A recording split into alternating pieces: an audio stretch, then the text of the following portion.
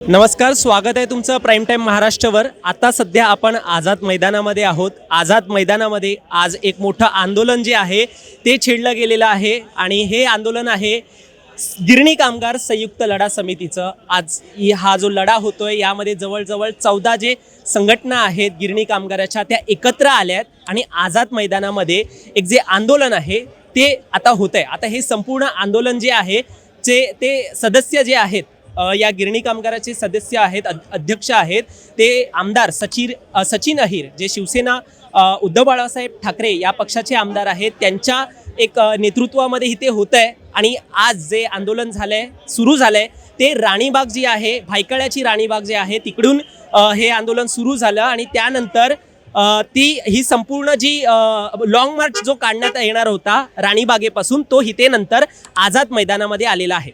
आता या परिसरामध्ये प्रचंड संख्येने गिरणी कामगार जे आहेत ते एकत्र येऊ लागले आहेत। त्यांची एक साधी मागणी आहे, ती मागणी म्हणजे त्यांना मुंबईमध्ये घर हवं आहे। गिरणी कामगार जे अगोदर गिरण्यांमध्ये काम करायचे ही सरकारी गिरण्या होत्या, त्या सरकारी गिरण्या ज्या इकडे होत्या त्यानंतर जशा बंद पडल्या त्यानंतर कुठेतरी ह्या सगळ्या गिरण्यांचे जे कामगार आहेत त्यांना एक राहण्यासाठी घर मिळावं अशी नंतर ती अपेक्षा त्यांची होती। आता ही जी अपेक्षा आहे ती कुठे पूर्ण करण्यात आली तर त्यांना वांगणी आणि शेळू या परिसरामध्ये घर देण्याचं ठरलं। आता यामध्ये देखील गिरणी कामगारांचं म्हणणं आहे आम्ही मुंबईमध्ये इतके वर्ष कामं केली, त्यानंतर वांगणी आणि शेळूला आम्हाला तिथे पाठवलं जाते जिथे सोयीची घरं नाही आहेत, जिकडे परिसर जो आहे तो एक बरोबर नाही आहेत, कुठेतरी जी सोयी सुविधा असतात ते या परिसरामध्ये मुंबईसारख्या नाही आहेत। इतके वर्ष त्यांनी इकडे काम केलेलं आहे, तिकडे राहिलेले आहेत आणि जे लहानाचे मोठे देखील झालेले आहेत, काही तर तिथले वारस देखील त्यांचे आलेले आहेत। आता साधी सोपी मागणी आहे, त्यांना मुंबईमध्ये घर हवं आहे, त्यासाठीच त्यांनी आज जो लॉंग मार्च जो आहे तो इथे आझाद मैदानामध्ये काढलेला आहे। आता या आंदोलनाला जवळपास जे विरोधी पक्षातील जे नेते आहेत, स्वतः सचिन अहिर आहेत, सोबतच काँग्रेसचे नेते आहेत विजय वडेट्टीवार, त्याचबरोबर राष्ट्रवादी शरदचंद्र पवार पक्षाचे जे महत्त्वाचे नेते आहेत आव्हाड असतील त्यांनी देखील भेट दिलेली आहे। आणि अशा प्रकारे आता थोड्याच वेळामध्ये उद्धव बाळासाहेब ठाकरे जे शिवसेनेचे प्रमुख आहेत ते सुद्धा या गिरणी कामगाराच्या लढ्याला एक भेट देणार आहेत, त्यांची जी प्रश्न आहेत ते जाणून घेणार आहेत आणि असं एकंदरीत ठरलेले आहे की विधानसभेमध्ये हा मुद्दा इकडे भेट दिल्यानंतर त्यांचे जे प्रश्न आहेत, काय त्यांना प्रॉब्लेम्स आहेत, काय त्यांना समस्यांना सामोरे जावं लागतंय ते सगळं जाणून घेतल्यानंतर पुढे हा मुद्दा जो आहे तो विधानसभेमध्ये मांडला जाणार आहे। जसं तो आपल्याला माहिती आहे पावसाळी अधिवेशन सुरू आहे, शेतकऱ्यांचे प्रश्न जे आहेत ते मांडले जात आहेत। त्यानंतर जो मराठीचा मुद्दा आला तो देखील प्रकर्षाने जो आहे तो विरोधी पक्षाकडून मुख्यतः शिवसेना आणि मनसेकडून मांडला गेला आणि आता जे गिरणी कामगार आहेत तो प्रश्न जो आहे तो या पावसाळी अधिवेशनामध्ये ऐरणीवर येणार आहे। आजचा जो लॉंग मार्च आहे तो भव्य संख्येने जो आहे गिरणी कामगार इथे पोचलेला आहे। 14 संघटना हजारोच्या संख्येने एकत्र इकडे आलेली आहेत।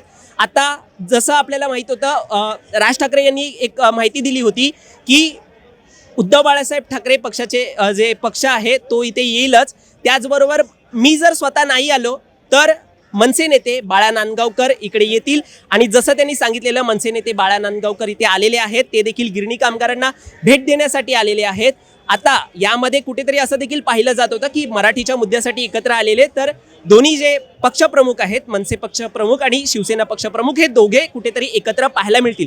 सध्या तरी अजून तरी राज ठाकरे यांनी भेट दिलेली नाही आहे, मात्र मराठी माणूस जो आहे तो मोठ्या संख्येने इथे जमलेला आहे। सोबतच जे गिरणी कामगार आहेत ज्यांनी ही संयुक्त लढा समिती घोषित केलेली आहे ते देखील इथे आलेले आहेत। जे बॅनर जे आहेत ते त्यांच्या हातात आहेत आणि बॅनर त्यांनी एवढंच सांगितलंय की जो GR होता की आम्हाला इकडे घर नाही मिळणार आणि त्याच्या जागी वांगणी आणि शेळूला घर मिळतील, तो GR जो आहे तो रद्द करण्यात यावा। असं म्हटलं जाते की जर तुम्ही अदानीला 1000 एकरहून अधिक जमीन जी आहे ती तुम्ही देऊ शकता, मग जो सामान्य गिरणी कामगार आहे जो मुंबईमध्ये राहत होता त्याला मुंबईमध्ये घर का नाही मिळत आहे, हा सगळा जो मुद्दा आहे तोच मांडण्यासाठी आज हजारोच्या संख्येने आझाद मैदानामध्ये हा लॉंग मार्च आलेला आहे, हा आंदोलन सुरू झालेला आहे। हे आंदोलन सुरू झालेलं आहे, विरोधी पक्षाचे नेते मोठ्या संख्येने जे आहे ते भेट देत आहेत, त्यामुळे हा जो मुद्दा आहे तो नक्कीच आता पुढे देखील तापणार आहे हे दिसून येतंय। सध्या माझ्या हातात देखील हा जो पॅम्पलेट आहे त्याच्यामध्ये देखील लिहिलेला आहे की नको वांगडी नको शेलू, हवे मुंबईतच घर हवंय असं म्हणून त्यांनी हा जो पॅम्पलेट आहे तो वाटण्यात आलेला आहे. सध्या हा जो संपूर्ण मोर्चा जो आहे, माझ्या मागे मोर्चा जो आहे तो सचिन अहिर जे आहेत, संघाचे अध्यक्ष आहेत, त्यांच्या एक देखरेखीखाली देखील पार पडतोय. सगळे नेते जे आहेत एकत्र जमत आहेत. सकाळपासूनच जे मराठी संस्कृती जी आहे, महाराष्ट्राची संस्कृती जी आहे, पोवाडे असतील त्यामार्फत हा जो निषेध आंदोलन जे आहे ते सुरू आहे. आता पाहणं गरजेचं असणार आहे की हा विधानसभेमध्ये मुद्दा कसा मांडला जाणार आहे, कोणते GR जे आहेत जे या बाबतीमध्ये लागू झालेले होते ते रद्द होणार आहेत, ते सगळं जे काही आहे हे विषय आता पाहण्यासारखे असणार आहेत. दरम्यान या संदर्भात आम्ही महत्त्वाचे अपडेट जे आहेत ते तुमच्यापर्यंत पोहोचवत राहणार आहोत. जर तुम्ही चॅनलवर नवीन आला असाल तर लगेच सबस्क्राईब करा प्राईम टाईम महाराष्ट्र, कारण असे अपडेट्स आम्ही पुढे देतच राहणार आहोत. धन्यवाद. सकाळपासून जो भायखल्यावरून मोर्चा निघालाय, लॉंग मार्च निघालाय, तो आता आझाद मैदानात धडकलाय. आपल्यासोबत काही गिरणी कामगारांसंदर्भात जे कामगार जमलेले आहेत, त्यांचे जे वारसदार जमलेले आहेत, त्यामध्ये काही महिला देखील आहेत. आपण त्यांच्याशी संवाद साधूया.